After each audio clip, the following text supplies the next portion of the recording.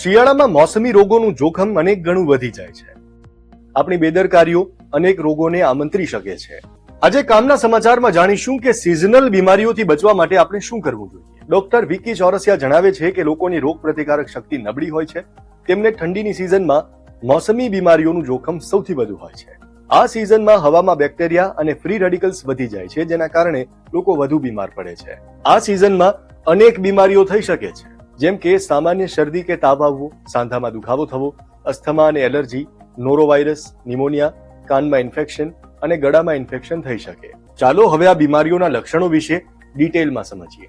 સામાન્ય શરદી રાઇનો વાયરસને કારણે થતી બીમારી છે, જેમાં ગળામાં દુખાવો, નાકમાંથી પાણી આવવું, વારંવાર છીંક આવવી, હળવો તાવ કે શરીર દુખવું જેવા લક્ષણ દેખાય છે.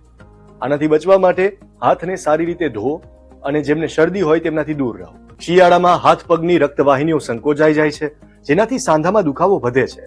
ઘણી વખત આના કારણે આર્થરાઇટિસની સમસ્યા પણ થાય છે. આમાં ચાલતા સમયે ઘૂંટણમાં દુખાવો થાય છે, ઘૂંટણ પર સોજો આવે છે અને થાક વધુ લાગે છે. આનાથી બચવા માટે એક્સરસાઇઝ કરો. શિયાળામાં નોરોવાયરસના ફેલાવાના કારણે ગેસ્ટ્રોએન્ટેરાઇટિસની સમસ્યા થાય છે, જેમાં ઝાડા ઉલટી, પેટમાં દુખાવો અને તાવ જેવા લક્ષણ જોવા મળે છે. આનાથી બચવાનું સૌથી શ્રેષ્ઠ ઉપાય એ છે કે તમારી ઇમ્યુન સિસ્ટમને મજબૂત બનાવો અને તમારી આસપાસ સ્વચ્છતા જાળવો. શિયાળામાં ન્યુમોનિયાનું જોખમ વધી જાય છે. આ બેક્ટેરિયા, વાયરસ કે ફૂગના કારણે ફેફસામાં થતો ચેપ છે, જે આખો વિડિયો જોવા માટે ડાઉનલોડ કરો દિવ્ય ભાસ્કર એપ.